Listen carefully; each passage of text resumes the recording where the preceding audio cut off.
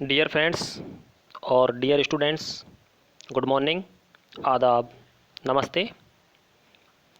आज मैं आप सभी के सामने एक बार फिर से हाजिर हूँ एक नए प्रकरण के साथ जो समाजशास्त्र विषय के अंतर्गत आता है और वह प्रकरण है सामाजिक परिवर्तन के कारक।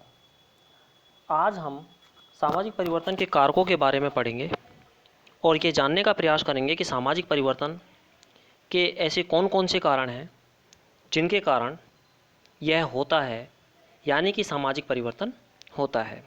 तो हम शुरू करें सामाजिक परिवर्तन के कारक। उससे पहले हमने यह पिछले वीडियो में यह देखा था कि सामाजिक परिवर्तन है क्या, सामाजिक परिवर्तन की क्या क्या विशेषताएं हैं। तो सामाजिक परिवर्तन के कारकों के बारे में हम पढ़ें।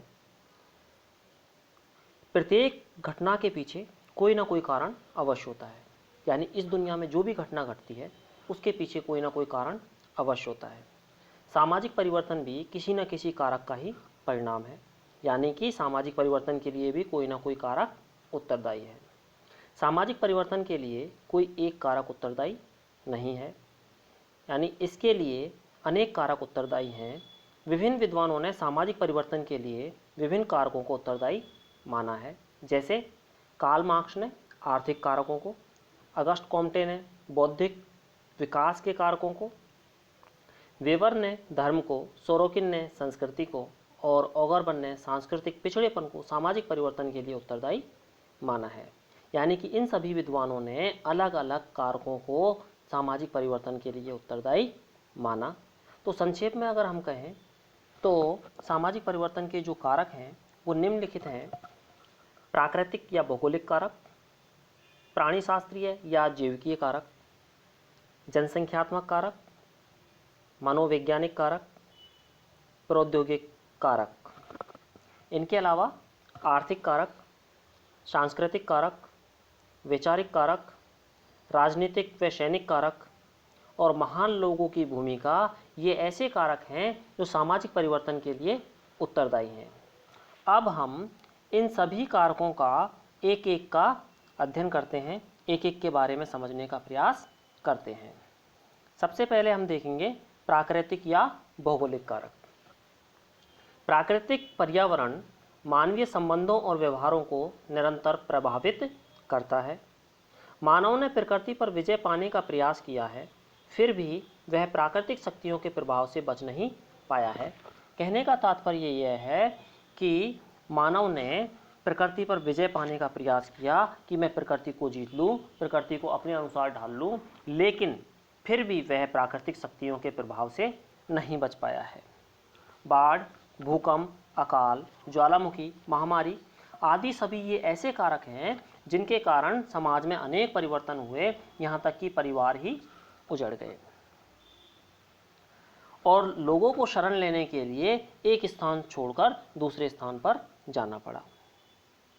प्राकृतिक एवं भौगोलिक कारकों के कारण लोगों में प्रवास की प्रक्रिया जन्म लेती है, जिससे नए स्थान पर लोगों को नए रीति रिवाज और परंपराओं को अपनाना पड़ता है, जिसे कई बार वो आत्मसात नहीं कर पाते, और यदि वो आत्मसात कर भी लेते हैं तो उनकी रीति रिवाज और परंपराओं में जो परिवर्तन होते हैं वो एक प्रकार से सामाजिक परिवर्तन ही है।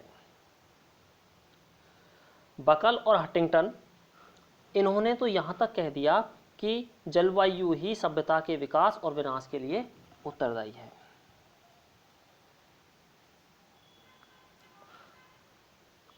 नए स्थान की प्रथाओं, रीति रिवाजों, मूल्यों, आदर्शों आदि को ग्रहण करना इतना आसान नहीं होता। जिस स्थान को छोड़ करके लोग जाते हैं वहाँ के रीति रिवाजों को छोड़कर उन्हें नए स्थानों के जो रीति रिवाज हैं उन्हें अपनाना पड़ता है, जो उन्हें असुविधाजनक प्रतीत होता है, और जब वो उसे आत्मसात नहीं कर पाते तो समाज में परिवर्तन अवश्य आता है, और यदि वो आत्मसात कर लें तो भी समाज में ही परिवर्तन आता है। प्राकृतिक और भौगोलिक कारक हमारे स्वास्थ्य को, मानसिक और शारीरिक क्षमता को, हमारी संस्कृति और सभ्यता को, हमारी राजनीतिक संरचना को, हमारे रहन सहन को, सभी को प्रभावित करते हैं। और ये सभी समाज के अंदर होते हैं, इसलिए समाज में परिवर्तन के लिए प्राकृतिक या भौगोलिक कारक भी उत्तरदायी हैं। इसके बाद आगे हम देखें प्राणी शास्त्रीय या जैविकीय कारक।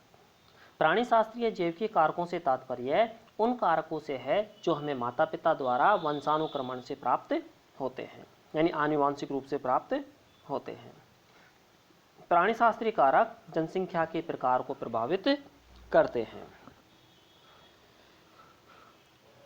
प्राणी शास्त्रीय कारक हमारे स्वास्थ्य, हमारी शारीरिक मानसिक क्षमता, हमारी योग्यता, हमारी प्रजनन की दर, हमारा कद, हमारा शरीर का गठन आदि सभी कारकों से प्रभावित होते हैं। किसी भी समाज के लोगों में या किसी भी समाज में लोगों की जन्म दर, मृत्यु दर, औसत आयु आदि पर प्राणी शास्त्रीय कारकों का प्रभाव पड़ता है। जन्म दर, मृत्यु दर, औसत आयु में परिवर्तन होने पर इसका समाज पर भी प्रभाव पड़ता है। पेरेटो के मतानुसार, यानी पेरेटो ने कहा कि जब किसी समाज में प्राणी शास्त्रीय दृष्टि से लोग श्रेष्ठ होते हैं तो वह समाज प्रगति करता है, और ऐसा ना होने पर समाज की अवनति होती है। यानी कि जब लोग स्वस्थ होंगे तो समाज का विकास होगा, और अस्वस्थ या बीमार लोग समाज का विकास नहीं करते बल्कि वो समाज को अवनति की ओर ही ले जाते हैं। और अगर समाज में बीमारों की संख्या बढ़ जाए तो उससे क्या होगा, समाज गर्त की तरफ जाएगा और समाज में परिवर्तन होगा। इस प्रकार प्राणी शास्त्रीय और जैविकीय कारक भी समाज में परिवर्तन के लिए उत्तरदायी हैं। अगला आता है जनसंख्यात्मक कारक। जन और संख्या यानी कि लोगों की संख्या, और जब लोग होंगे तभी समाज का निर्माण होगा। बिना जनसंख्या के हम किसी भी समाज की कल्पना नहीं कर सकते या किसी भी समाज की कल्पना नहीं की जा सकती। सामाजिक परिवर्तन लाने में जनसंख्यात्मक जो कारक हैं उनका योगदान महत्वपूर्ण है। जब किसी क्षेत्र या देश की जनसंख्यात्मक संरचना, जनसंख्या का आकार, जन्म दर, मृत्यु दर, आवास प्रवास, लिंग अनुपात, इन सभी में जब परिवर्तन आता है तो उसकी सामाजिक संरचना, सामाजिक संगठन और अर्थव्यवस्था भी प्रभावित होती है। यानी कि जनसंख्यात्मक संरचना में परिवर्तन आने पर संपूर्ण समाज में परिवर्तन आता है, और यही सामाजिक परिवर्तन कहलाता है। सामाजिक संरचना बदल गई तो समाज में परिवर्तन हो गया, समाज के संगठन में परिवर्तन हो गया, समाज की अर्थव्यवस्था में परिवर्तन हो गया, समाज की राजनीतिक व्यवस्था में परिवर्तन हो गया।